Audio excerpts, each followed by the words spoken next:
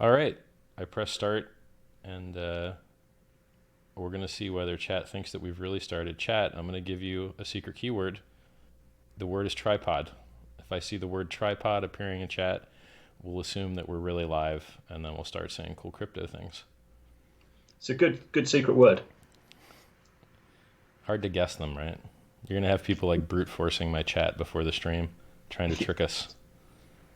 Yeah, we're live. Go ahead. Okay, I'll do a quick link and then we'll maybe get into it. All right. So a lot of you have asked us about Bitcoinhex. So as always, we like to deliver when people come and ask that question. So we've got Richard Hart from Bitcoinhex on the other end of the line. And Richard, are you there? I'm here. Hello. Fantastic. Thank you for taking the time to chat. Really appreciate it. And I guess, first of all, could you give us the sort of top line for anybody who doesn't know what Bitcoinhex is? Sure. You may have heard of Bitcoin. It's a really cool cryptocurrency that started out at $0 of value about 10 years ago, and it recently went up to 20,000 at the end of 2017. And you used to be able to just mine it for free on your computer, and people that did and didn't sell it got really, really, really rich. In those 10 years that it's been around, it hasn't added much in the way of features. So if someone really smart and with an audience comes along and improves some things, then the people that participate in that thing could get really rich too, particularly when it's being given away for free. So, Yeah, well, that sounds like a good plan. I mean, what are the key differentials between Bitcoin and Bitcoin Hex? I mean, what does it do that's the main change? sure. So in Bitcoin, if you want to make new Bitcoins, you have to mine. And if you want to mine, you got to send a lot of money to some foreign company to buy hardware that you hope shows up on time. If they show up on time, you might make a profit. And then if they don't show up on time or they never show up, you just lose your money. And it's not that great. And you have huge electricity bills, and it's very technical. So if you can get the same security by putting your project on someone else's blockchain that's already paying for all that hard work, then you can do all the cool game theory of making early adopters rich without all the expensive sending money to Asia to buy mining hardware. So instead of sending a $100 or $300 or whatever price miner you're going to buy, you just buy coins and then lock them up. So in Bitcoin, the new coins go to miners, and in Bitcoin Hex, the new coins go to people that have bought tokens or received them by airdrop or the fork, whatever, and they just lock them. If you lock them longer, you get paid more, just like a CD in your bank. So instead of sending money and buying mining equipment and maybe never, making anything, with this, you just lock up the tokens and you receive new ones at the end of your lockup period. So it's better, and mining, the more people that compete with you with their miners over the same pool of coins, it just burns more electricity and reduces the amount you get paid. But in this system, if more people compete for you to stake their coins and lock them, it takes more coins off of the market, which raises the price. So in Bitcoin mining, when everyone buys a bunch of mining hardware, they got to sell them. They got to sell those coins they make to pay their electric bills. But in Bitcoin Hex, we don't have electric bills. So if a lot of people stake their coins, it just takes them off supply, and then the price is going to go up, right? If the demand is the same or higher, but the supply is reduced, you're just going to get a higher price. So it's self-reinforcing good. So proof of stake meets token leasing, or just pure proof of stake, or It's a hybrid. So yeah. this is proof of stake game theory with proof of stake economics.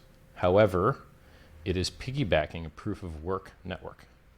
So right now, there's a network called Ethereum. It's the second most powerful, second most valued, uh, maybe third most valued now. I have to look. It's gone back to Market third, cap, I think. It right? went back and it's been back again. Flips around a bit, yeah. So it's the most. Your only options if you want to launch a trustless, secure crypto token are to either make your own new blockchain, which is very easy to attack. Anyone can take a little bit of their hash rate that they put on that coin and come screw your coin up.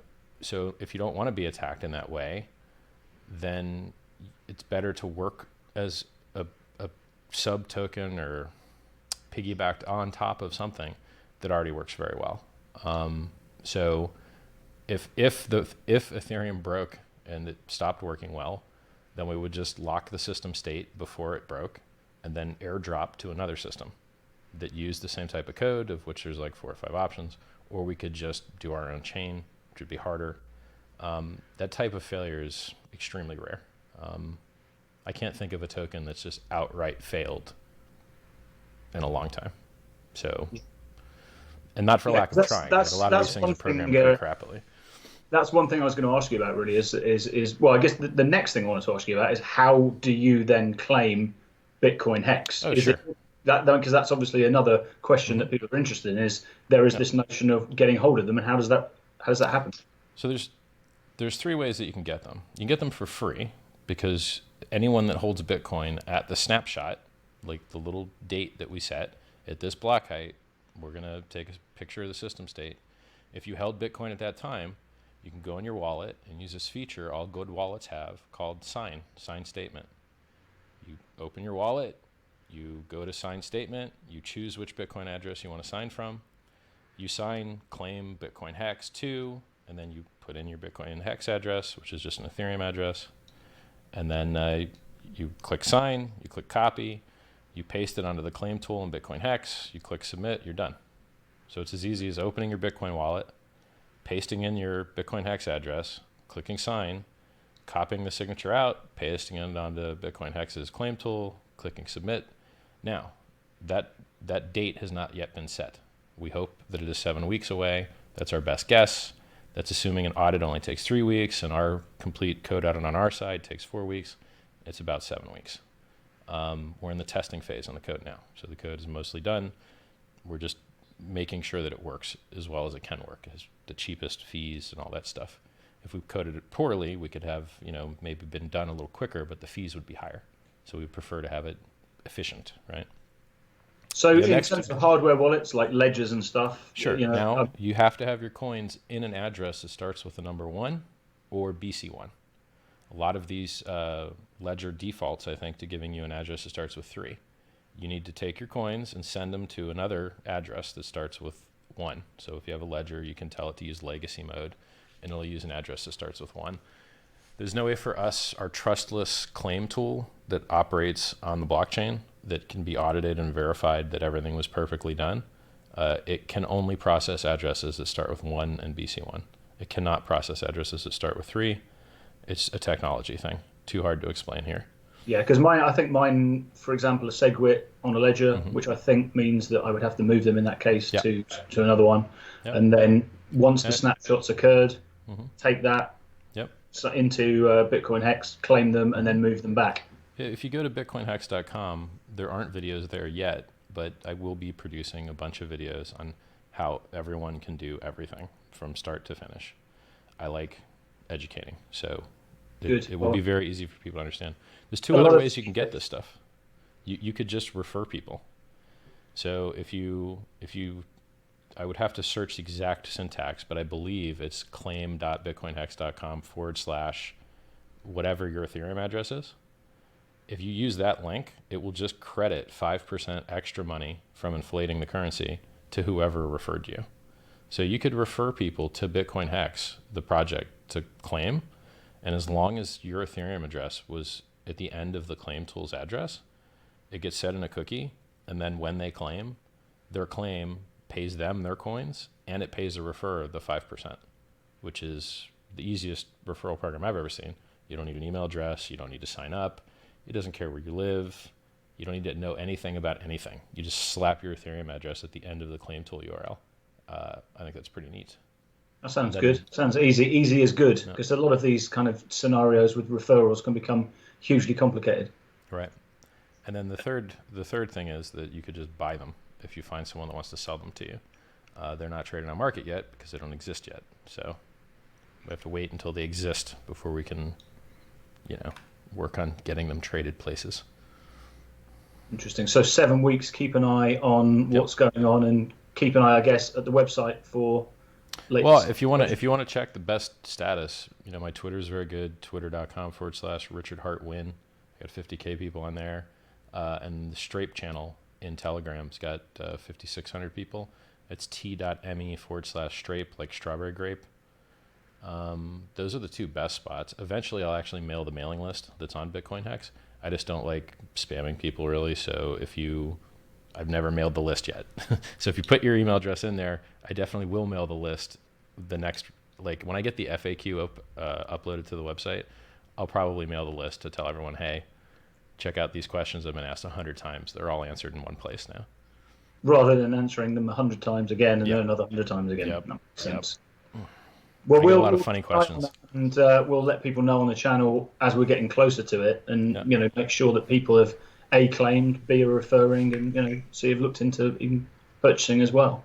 I mean, I guess on a more broader note, Mm-hmm. we've just been chatting to everybody over the last month or so about. Obviously, it's been a pretty turbulent 2018, heading into 2019 now. In 2017 and 2018, one of the main things you could guarantee with any predictions people were making were they were generally wrong. So I'm interested to just sort of see where people feel whether or not this is just another blip in the cycle of Bitcoin that we've seen time and time again if you zoom out, or whether this is different, or what's your feeling about you're incredibly knowledgeable in this area. So where do you feel we are going to be throughout this year as we head into next year? Well, I'm a technical analyst, and I believe in symmetry of bull and bear market. So the amount of time that you spend finding your bottom that you kind of chop around in, you don't usually do a V bottom on, a macro scale.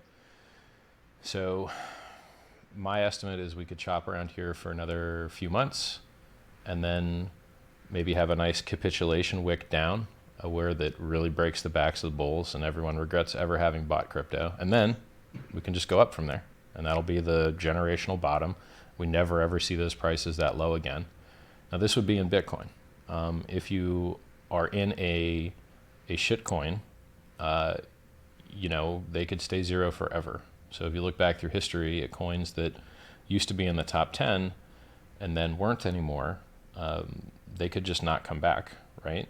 I'm not saying it's a guarantee, so when I do my analysis, the best clue that I have about what price will do is what price has done, because there's no market as similar to the Bitcoin market than the Bitcoin market itself. So if you look at what price has done in the past, it tends to do it again. You don't even need to know why it does that. It just tends to do it. And it's self-reinforcing, right? Like once it did it once, people just expect it to do it some more. So I think that our bottom will be at one of three price points, either around 2,800, which is an 86% drop from all-time high, which is a copy of what we did last time, or we could revisit the previous high of the top of the market before, which was 1175. But if we do that copy, we really overshot under at 30%, which would bring us to 775. So we're either going to stop at 2,800 by dropping the same 86%, or we're going to revisit the old high at 1175, or we're going to overshoot it a bit at 775. Now, I'd like to think we don't have to go to 775, right? Maybe. There's a lot of people that would agree with that, I would Right. imagine as well. But, it's these things are very, very, it's like trying to predict the weather. It's a very, very complex system. You would think intuitively that altcoins and ICOs made Bitcoin worth less because they're competitive products. But in fact, they all reached all-time highs at the same time. So in fact, it was false, right? It turns out that those things were the only things that had marketing budgets to reach out into the populations of non-libertarians who hadn't already fully invested. So when Ethereum came out, it appealed to technologists and West Coast kind of people, not silver bugs, not gold bugs, not hate the government people. And it opened up a whole new pool of money for digital currency that wasn't there previously. So whether or not the technology was any better was irrelevant to price. What was relevant to price was access to a new pool of capital that was untapped, and then the virality kicked in there. Then we had a different pool of capital that was released, which people that would FOMO anything that sounded good that they thought the price would go up on. Bad team doing bad project with terrible equity distribution. Sure, buy it. We're in early. We got a discount, right? And it brought those guys in. And these are just different investment profiles from different types of people. And that's the reason everything pumped in 2017 is because we had access to two extra pools of capital. Basically Ponzi scheme looking capital where it didn't even matter what people were doing. The kumbaya, West Coast, non-gold bug, non-silver bug capital from Ethereum. And I'm not sure, I know that pump and dumps and Ponzi schemes and get rich quick is never, ever, ever going away. It's never going away. So if people continue to Human nature, yeah, regardless of what asset classes. yeah, and some people do get very rich, this is there's so much potential in this environment because we're dealing with the largest market cap thing there is. There isn't a larger market cap than store of value, like $7.7 trillion. That's gold's value, right? And that's if we're just competing on store of value. So let's say we compete on payments as well. That's another 770 billion if you add up MasterCard, Visa, PayPal. So we're dealing in an industry that one it has extra profit in it because of regulatory capture. All the AML, KYC, and banking crap that banks put you through puts extra margin and profit in crypto. Regulations from the SEC puts extra margin in crypto, right? I actually like the SEC. I like that they try and help people not get robbed. I think that's honorable and good. I think a lot of people would have lost a lot less money in 2018 had they not been able to be so easily screwed over. Everyone thinks that you're stopping me from investing in these really awesome things. And you're like, all right, that was a cool story. Now let's go back through the charts. Okay, everyone got wrecked. All these things dropped 95%. How stupid do you feel now? Right? Yeah. And then the Bitcoin maximalists at the time were yelling at the top of our lungs, please stop wasting your money in these ways. These are all terribly stupid things, to no effect, right? So the decision I came to was you cannot complain loud enough to stop people from making bad decisions. It's impossible. So if you go on YouTube right now, probably on your channel, right? And on my channel before I turn off the ads, anybody that has a crypto channel, the ads that are being shown to all the people in crypto are binary options and just straight up scams. Things that have high profit margin, they can afford to pay high cost per click on YouTube to steal money from the people that sign up. So if you want to outcompete those guys, you have to have the marketing budget to pay more for the clicks than they could, which is hard to do when they've got infinite profit from running a pure scam. So the next best thing you can do is try and build good products that make a difference in the world and people can get rich on, that can outcompete for the mind space, outcompete for the mind share. This video that we're doing is going to save some people from getting scammed on worse crap because it'll get them involved and consume their consciousness and their time thinking about the game theory, right? When should I stake? How long should I stake? Can I do multiple stakes? Can I ladder it? How can something that only inflates 4% pay me 100%? Well, here's how, right? Because it's 4% of a very large thing, and we're only paying a pool of people. If the pool is very large, it asymptotes to 4%. If the pool is very small, those group of small people make hundreds and hundreds of percent, right? So all of these cool, sticky game theory things will keep them from getting sucked into the scams. You can't lose money on something you got for free.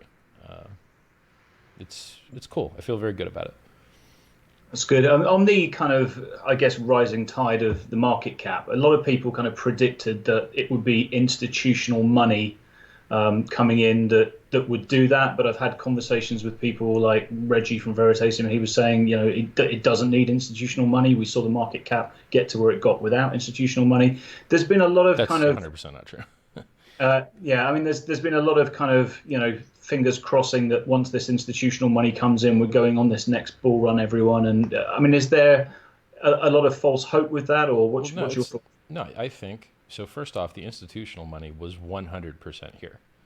Bitcoin did not get listed on the largest exchange in the history of mankind, the CME. It didn't get listed there by accident. And everyone that helped it get listed there and told all their buddies, and they all got in heavy and hard. Like this concept that, I mean, Peter Thiel has invested millions upon millions. Reid Hoffman has invested millions. He helped found Blockstream. There ain't no shortage of institutional money in crypto. It's just not at the we don't have the ETF level of mom and pop's retirement fund investment in it. But we do have the willing to take risk, venture fund style of money in it, that's surely there. Now, does it need to be there? No, it doesn't need to be there. Will it be there? I think so, yes. I mean, these guys invest in funds in foreign countries, which are high risk, high reward. They invest in startups all over the place. That I definitely think that the institutional money will continue to be a part of this, because it has, I've started several businesses, and I know what you want to invest in. You want to invest in something that can make you billions of dollars. That's what you want, because you've got the same amount of hours in the day, and you've got to decide, do you want to do the business that's retail, where you can do a really good job, but you can only serve 100 people a day, or maybe 500 people a day? Or do you want to do something that involves shipping, where you can keep shipping more and more boxes to more and more people? Now you can serve 50,000 people a day. Or do you want to do something that's purely digital, like a game or an app or a crypto, that can reach millions of people a day, hundreds of thousands, tens of thousands? And as you keep scaling that up, I mean, Facebook's one of the most profitable companies in the world, or highly valued companies in the world. And is it because you have personally paid a lot for Facebook? No. It's because there's so many of you that they just make a little sliver on every one of you through ads that they become wildly, wildly wealthy. So as a venture capitalist, what you're looking for are things that have giant scale, and pricing power, the ability to defend their walled garden, to hold their margin, so the Microsoft doesn't just come along and do what you're doing for free, right? Like Netscape had a browser, and then Microsoft was like, we're just going to do that for free. We're going to give it away. And that just keeps happening over and over again, right? Like, a big company doesn't want to lose its pricing power advantage, so it takes you, the threat, and just decides to give away your core business product, and now you're no longer a threat. Yeah, it's a pretty brutal approach, but it's one that a lot of big corporations use time and time again. That sort of hammer blow that kind of ends it before it becomes a problem. Yeah, I mean, Microsoft specialized it. It was called Embrace, Extend, Extinguish. Hey guys, we're going to do this new thing. It's going to be awesome. Yeah, we added some new features you guys might like. Okay, you can't work with the old thing anymore. Yeah. and then it's over. Like, Yeah. So my belief is that crypto will go to all-time highs again within a year or two. And, if we're not at the bottom now, we're not far away. We're a lot closer to the bottom than we are from the top. So it's a much better place to buy than to sell. Great. Well, I guess that's probably a good place to finish up for now. I'd love to get you back on and talk more. And I'd also like to chat to you about our documentary, because there's loads of stuff within there that I'd like to get some viewpoints on. So maybe we can set up a remote record session for that point as well. I am willing to talk about anything for a very long time. I like talking. It's fun. That's great. And for our audience's perspective, where can they come and find you for more your channel? Go to bitcoinhex.com, watch the cool video there that explains all this stuff to you. It's only about 8 minutes long. Go to twitter.com/Richard Hartwin. Go to Strape, t.me/Strape, like strawberry grape. If you want a margin trade, I got a margin trading link on there. What else? I got a free book. I wrote a 400-page book that's, in outline form. Tells you all of the cool tricks that I know to allowed me retire at 25. I guess that's it. Yeah. Great. Well, from our perspective to your audience, obviously we're New Kids on the Blockchain. We do a weekly show, which this will be featured within every Saturday, and we're trying to speak to thought leaders across the space. We're documentary filmmakers, and we're trying to put intelligent content together that helps inform people and speak to people who are in the know, as opposed to people just going, "This coin's going to the moon," sort of channels, of which there are plenty of. So we don't need another one of those for sure. So, well, look, thanks. It was good talking to you, man. It's been a real pleasure, and I'll definitely come and find you after this and have more of a chat, because I'd love to get you on film for the doco as well. So great, man. Enjoy the rest of your day. You too, man. Bye.